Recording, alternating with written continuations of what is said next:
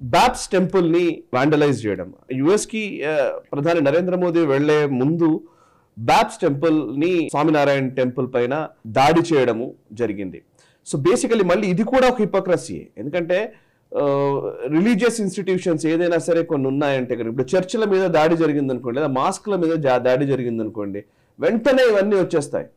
దాడి జరిగిపోయింది. అసలు ఇంత గతంలో నాకు గుర్తుంది బాగా, చర్చిల మీద దాడుల గురించి పుంఖానుగా ఆర్టికల్స్ ఇవి రాసిన సందర్భాలు ఉన్నాయి. సో బేసికల్లీ వరుసగా అమెరికా లాంటి దేశంలో దాడి జరిగింది, అటు కెనడాలో దాడులు జరుగుతూ ఉన్నాయి. వీటి గురించి మాత్రం ఒక్క మాట కూడా మాట్లాడరు.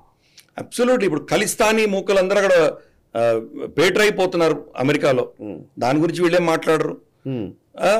మన భారతదేశంలో ఉన్నటువంటి ముస్లిమ్స్ గురించి మీరేమైనా మాట్లాడారంటే, ఫ్రెండ్స్ మాట్లాడుకుంటాం కదా మేము భారతదేశంలో ఉన్నటువంటి ముస్లిమ్స్ పట్ల జరుగుతున్నటువంటి అత్యాచారాల గురించి భారతదేశంతో మేము మాట్లాడుతున్నామని వాళ్ళ spokes person Richard Varma statement అది.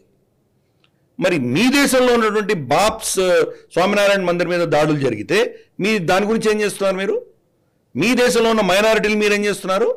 అదే హిపోక్రసీ. హిపోక్రసీ అంటే ఇక్కడ మణిపూర్లో ఏదైనా చిన్న ఘటన జరిగితే మీరు దాని గురించి స్పందిస్తారు. అక్కడ ఖలిస్తానీ గుర్పట్వన్ సింగ్ పన్ను కూర్చొని భారతదేశంలో హిందువులు అమెరికా నుంచి కెనడా నుంచి వెళ్ళిపోవాలి అని స్టేట్మెంట్ ఇస్తాడు, హిందువులని చంపాలని స్టేట్మెంట్ ఇస్తాడు, ఖలిస్తాన్ విడిపోవాలి అంటాడు స్టేట్మెంట్ ఇస్తాడు.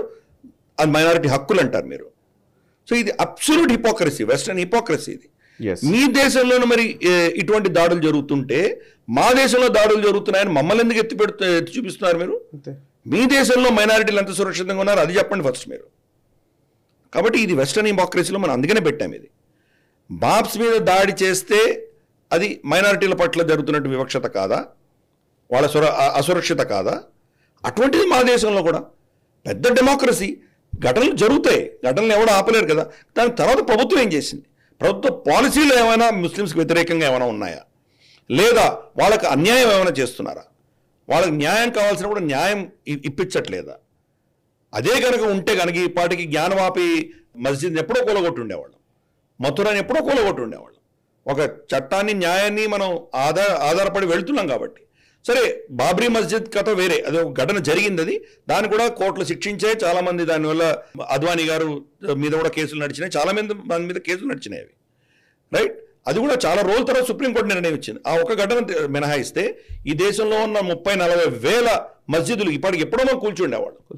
కరెక్ట్. అది చేయలేదే. ఒక డెమోక్రటిక్గా జరుగుతుంది మన కంటి ఎదురుగానే. తెలంగాణలో వేములవాడకు వెళ్తే ఎదురుగా మనకు అక్కడ గోరి ఉంది, అక్కడ మనకు అలంపూర్ జోగులాంబకు వెళ్తే అక్కడ గోరి ఉంది. తీసేయలేదే మనం. ఆ చట్టబద్ధంగా ఏం చేయాలో చేస్తాం. మనది ఎక్కడైనా ముస్లిం సురక్షితంగా ఉన్నారంటే భారతదేశంలో సురక్షితంగా ఉన్నారు. కానీ వాళ్ళ పట్ల జరుగుతున్నటువంటి అత్యాచారాల గురించి భారతదేశంతో మాట్లాడుతున్నాము అని చెప్పి Richard Varma statement, American spokes person.